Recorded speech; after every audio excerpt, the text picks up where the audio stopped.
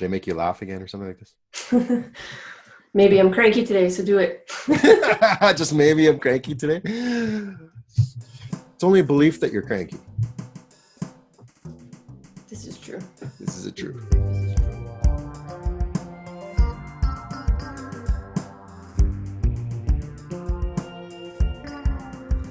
All right. Well, welcome to Rise and Thrive. We're here for another Sip Saying segment with Timothy Roy, whatever you like to go by. We're here to discuss our weekly Sip Saying segment where we recap and discuss last night what happened during Sip Saying. And for those of you that don't know, Sip Saying is our weekly wine consciousness group where we take on deep and diverse topics, all while enjoying wine paired with the topic of the week. So last night we covered beliefs, as you can see behind Tim. Tim, why don't you let us know why you chose beliefs, and we'll get into it.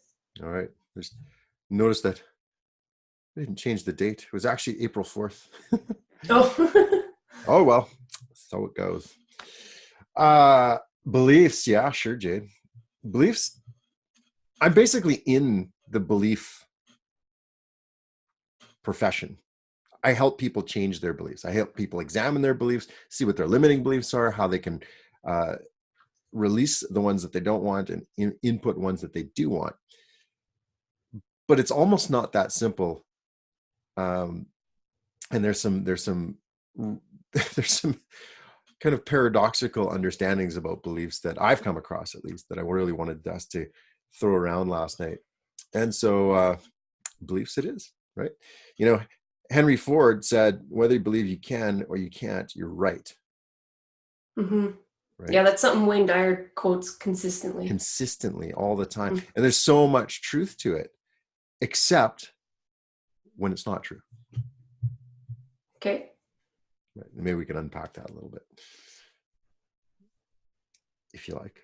I'm just going to stand here and stare at you.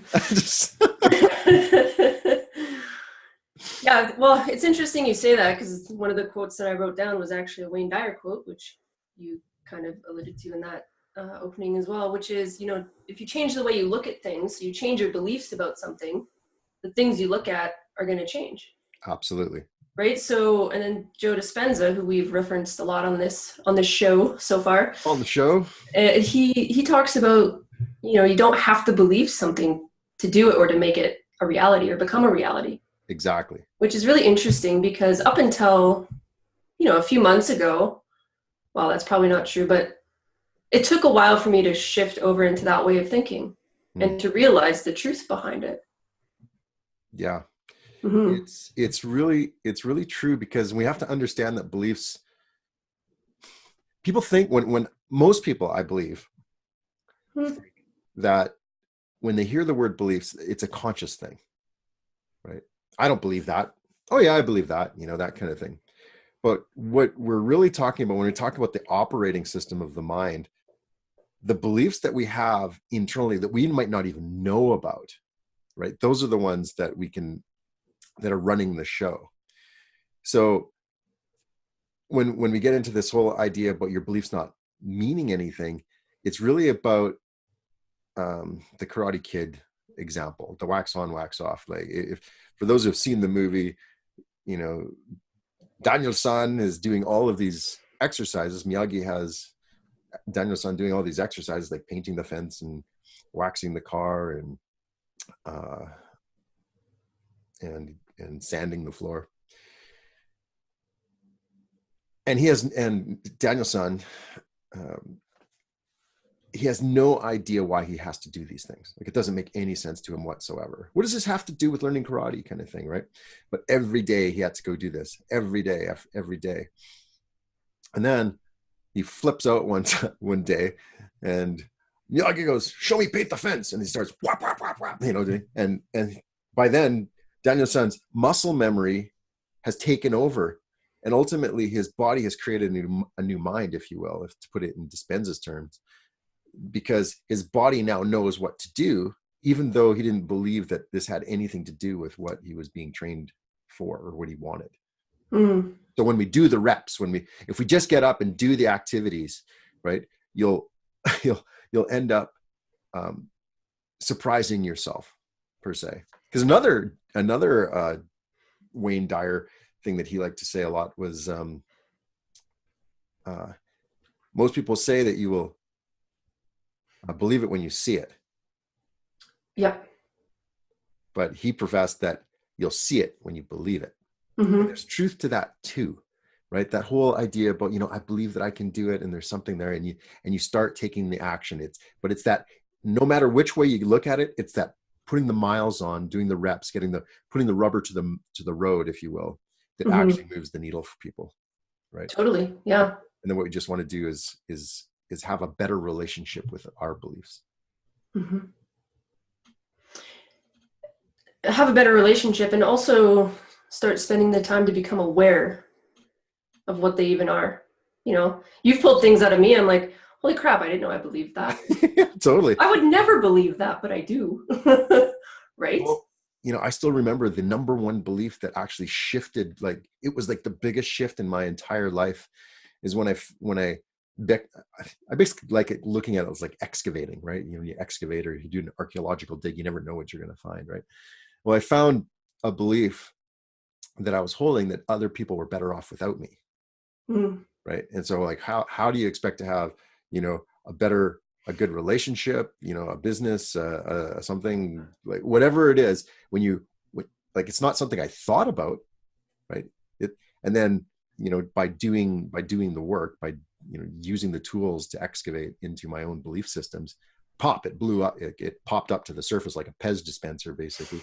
and then, but it hit me with such force, like such emotional force.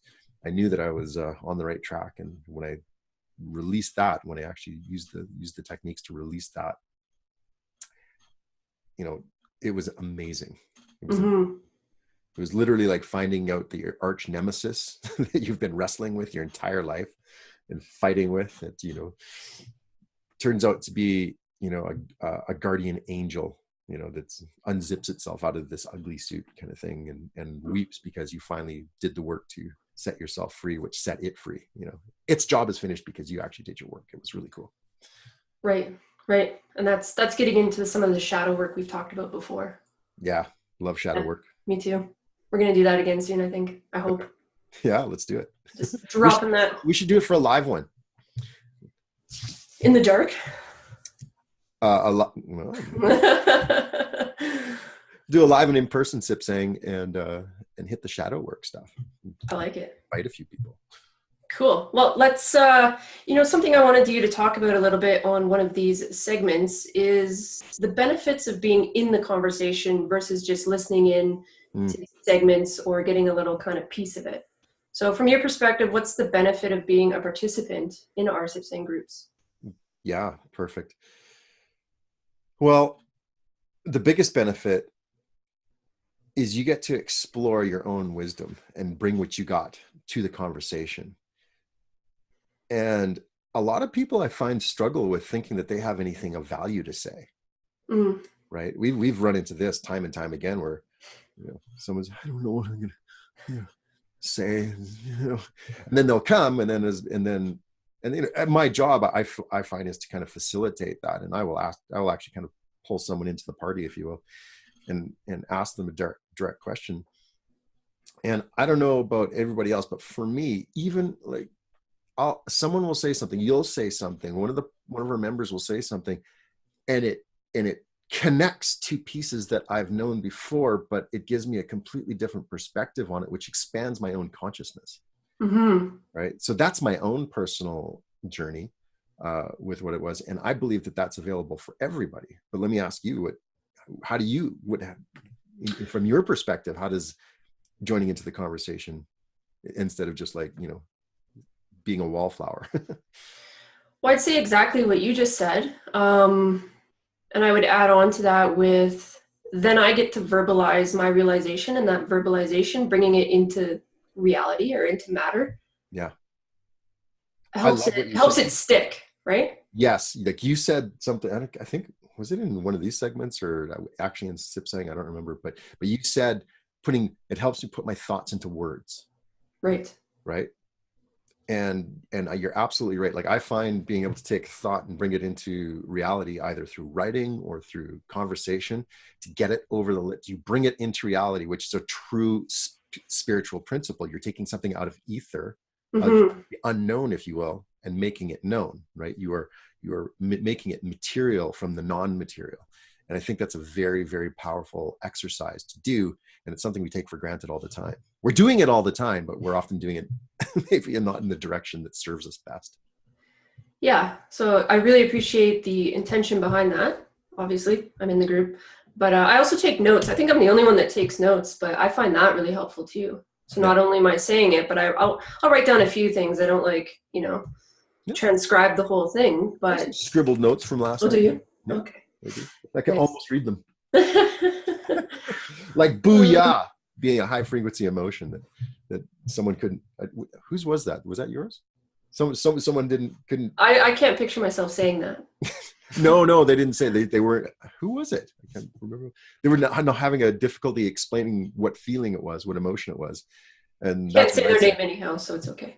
And I said, hey, what if booyah was the emotion? Can we just make that a high frequency emotion? That's fair. It's my universe. I can do what I want. And we can make shit up in Sipsang too, which is fun. Absolutely, it does. And we do all the time. We make things up like, I always forget what it's called. Alliteration? No, not that one. When we use the word. When we do the acronyms. Yeah. Acronyms, thank you. I don't know why. We watched that Michael Neal video last night, right? About why aren't we awesomer, which is amazing. I think this man is like really onto something. And talking about making shit up, we're making shit up all the time. Even when we think we're not making up shit, our brain is making up shit because it doesn't like the gap. It has to fill it with something. And so we make shit up. And there's all kinds of studies on how what we think we've seen and to be true as time goes on is less and less true than what actually happened. Right. Well, and this becomes very obvious in court. Yes. Right. Yeah. And in fishing stories, dating. Yeah. Sports, the has-been. This big. Man, I remember when I hit that 700-yard drive and it was like, whatever. Yeah. But it happens all the time. And instead of making it right or wrong, why don't we just use it consciously? Mm-hmm. So that's one of the big impulses that I'm pulling into the next elements of Sipsang is to really start exploring people's imaginations. Mm-hmm. That in a way that's purposeful. Yeah, we seem to cycle back to imagination quite frequently. It's a very cool and important concept for people. Way more important than I ever gave it credit for, and it's my line of work. So. All right, so let's announce next week's topic. Yeah. Well, speaking of imagination, and there's always something behind it. I always give out a little thing, but there's always some kind of twist that I'm bringing into when I say it. So next week we're actually going to be doing heroes. Mm-hmm. And that's it. That's all I'm going to tell people. I only give the members the one word, right? And then they use their own imaginations and experiences to connect that to actually select the wine that they are going to share with the group and how they got there. And then that opens up the conversation to something new. Mm-hmm. Awesome. Cool. So if anybody wants to chime in on heroes, why don't you head over to sipsang.com and request an invitation with Tim. Yeah. We've seen a lot of increase in that, so that's very exciting. Yeah, it's been these videos are getting out there and working, so that's super cool. Nice. Yeah, and also when you're on sipsang.com, you can request to download the 85 surefire signs you are a Sipsanger. Yeah, do it. Tim and I went through and made a big list of all the qualities we believe a Sipsanger embodies, and it'll help you know right away if this is for you or if it's not for you. Absolutely. And it's not like a perfect list. It's not like you have to be all of these things. It's just like, what, these are the things that are important to us, and it's, they're kind of common threads through the community. And, you can have like not all of them, but a bunch of them and stuff like that. So it's fun. It's neat. Go have it. Go have a look at it and see if cross-reference it's above your own, perception of your own reality and see if it fits. Cool. All right, Tim. I think we're done. Anything else? I'm good. All right. Well, thanks, guys, and we'll see you next week. You bet. Thanks, my friend. Ciao.